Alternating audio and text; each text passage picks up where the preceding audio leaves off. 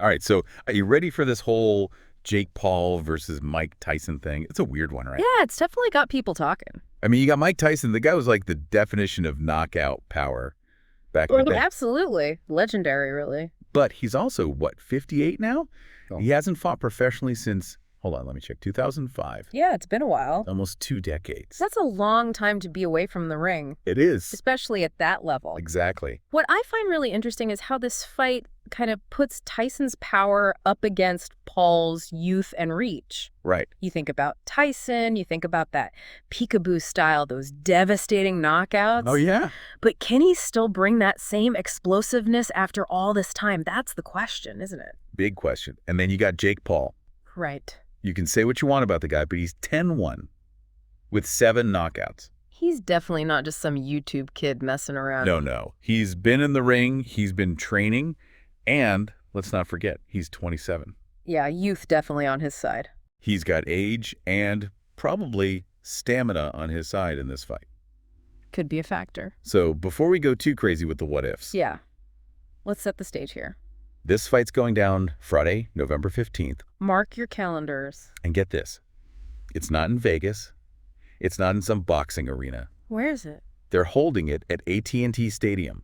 Wow. In Arlington, Texas. The home of the Dallas Cowboys. That's right. They're expecting a huge crowd, which just shows you what kind of spectacle this is becoming. Yeah, that's a pretty big statement right there. And then to make things even weirder, it's streaming live on Netflix. Really? Yeah, it's a first for them. And it just shows how streaming is changing things up for sports. It's crazy you can watch practically anything on Netflix these days. I know. Movies, shows, documentaries. Stand-up comedy. Everything. But a live boxing match. That's a new one. Totally new territory. So we've got the when, the where, and the how to watch. So let's get into the nitty-gritty. 8 rounds. 2 minutes each. Interesting. Knockouts.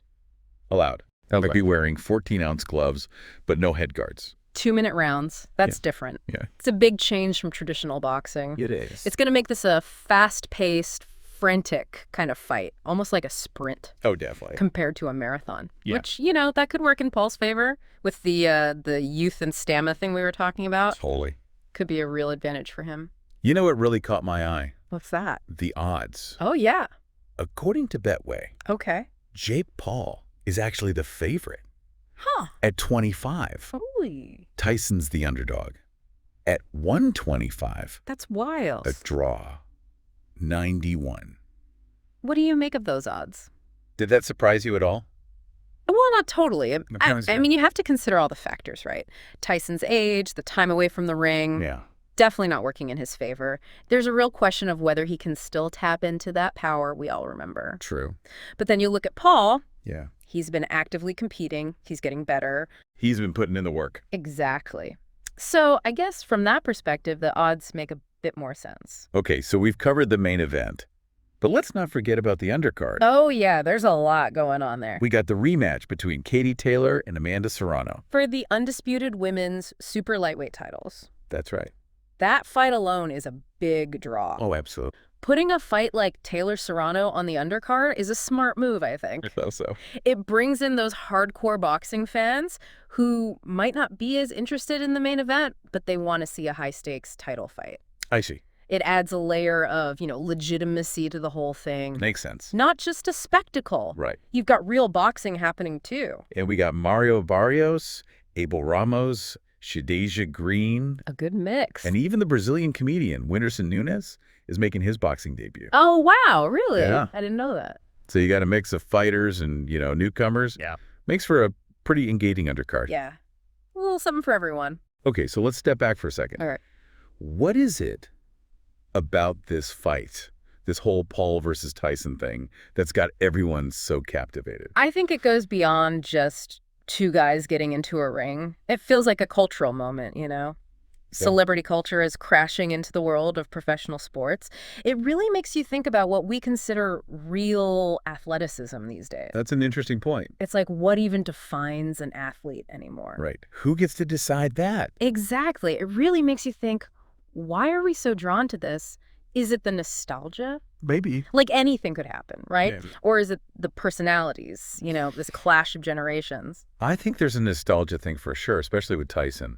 You can't help but feel a little excited you know? Maybe even a little scared to see him back in the ring after all this time. It's like, can he really do this again? Exactly. And for Tyson, he's had such a, well, let's face it, a kind of crazy career. Oh, yeah. Ups and downs for sure. This fight, it almost feels like a chance for him to, I don't know, redeem himself, like rewrite the story. He's not just fighting Jake Paul. He's fighting, like, the idea of who he was, who he is now.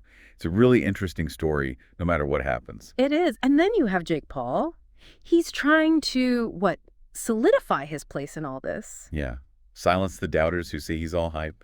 Prove he's not just some YouTuber messing around. Imagine if he wins, beating Tyson. Even a Tyson who's not in his prime. That'd be huge for him. It would totally legitimize him. It would. In the eyes of, well, a lot of people who still see him as an outsider. A statement win, for sure. No doubt about it. But let's be real. Some people are calling this whole thing a joke, like a circus act, just a way to make money. What do you say to that?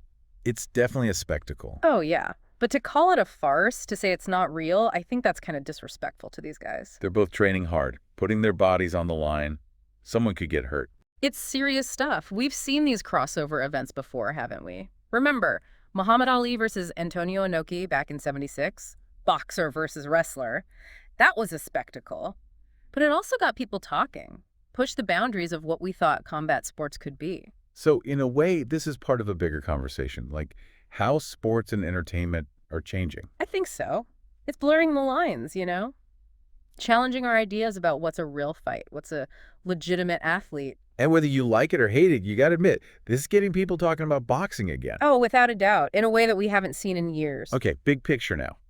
What do you think the impact of this fight will be? Like a year from now, are we still going to be talking about Paul versus Tyson? I think this is just the beginning. I think we're going to see more and more of these crossover events. More of these clashes. Yeah. Personalities, different worlds colliding. It's blurring the lines between traditional sports and, you know, that whole influencer thing. It's a new era. And Paul versus Tyson is like the poster child for it.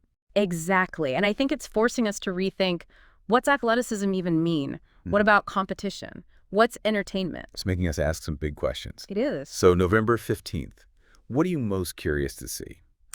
From a purely technical standpoint, I'm really interested to see how Paul's skills actually match up against Tyson's experience and power. Yeah. Like, can Paul handle that initial onslaught? That first round, especially. Exactly. And on the flip side, can Tyson keep up that intensity over 8 rounds? It's a different kind of fight with those shorter rounds. It is. And then there's the mental game. A psychological aspect. They both have so much to prove, a lot riding on this. Who can handle that pressure better? It's a good question. It's going to be a battle of wills just as much as a battle of, you know, physical skill. And you can't forget about the historical context. We're talking about Mike Tyson, one of the most iconic boxers of all time. How does this affect his legacy? It's a big risk for him, that's for sure. Does he hurt his legacy by losing to a YouTuber? Or is this just another crazy chapter in a career that's already pretty wild? Yeah. I think people will be debating that for a while. It's interesting to think about their motivations. For Paul, it's about building his brand, proving people wrong, making money. Right. But for Tyson, it feels like it's more than that. I think you're right. It's like he's trying to prove something to himself. Yeah. Maybe find some peace with his past, you know? It adds another dimension to all of this, makes it more human. Let's switch gears a bit. Talk about the bigger cultural implications. You mentioned earlier that this is a sign of things to come. Yeah, I think we're seeing a real shift in how we experience sports and entertainment. How the old boundaries are breaking down. People want events that are athletic, yeah, but also spectacular. They want the drama. Exactly. And social media just amplifies all of that. It's crazy. The press conferences, the trash talk, all the stuff going back and forth on social media. The whole thing. It's all just adding to the hype. And it works. People are eating it up. It does make you wonder, though, is all the hype taking away from the actual fight? That's a good question. I mean, it's possible the story, the drama, becomes bigger than the actual competition. But at the end of the day, when they get in that ring, it's about skill. It's about strategy. And, you know, it's about heart. No matter what happens, I think it raises a bigger question about boxing. Is this whole crossover thing good for the sport? Yeah. Is it bringing in new fans? Or is it like watering down what boxing is all about? It's a tough one. There's no easy answer. Some people say these spectacle fights, they cheapen the sport. Yeah. But others see it as a way to, like, breathe new life into it, bring in younger fans, more diverse audiences. It'll be interesting to see how boxing changes because of all this. One thing's for sure, the lines are definitely blurring between sports and entertainment. And, Paul versus Tyson, that's right in the middle of it all. So as we wrap up here, what are you going to be watching for on fight night? What's the one thing you can't wait to see? For me, it's all about Tyson. Can he do it? Can he pull it off? Can we see even a glimpse of that fighter who dominated, all those years ago? Or is it too late? Has time passed him by? I think those are the questions everyone's going to be asking. It's like a Rocky movie or something. The aging champ, one last shot at glory. It's a great story. It goes beyond boxing, It's about something we all connect with. I don't know about you, but I am counting down the days till November 15th. Win or lose, it's going to be one to remember. It will be. This is definitely going to be a fight people talk about for a long time. That's the best part of all this, isn't it? You never know what's going to happen. That's what keeps us coming back. So, to everyone listening, get ready. Jake Paul versus Mike Tyson is almost here. It's going to be wild.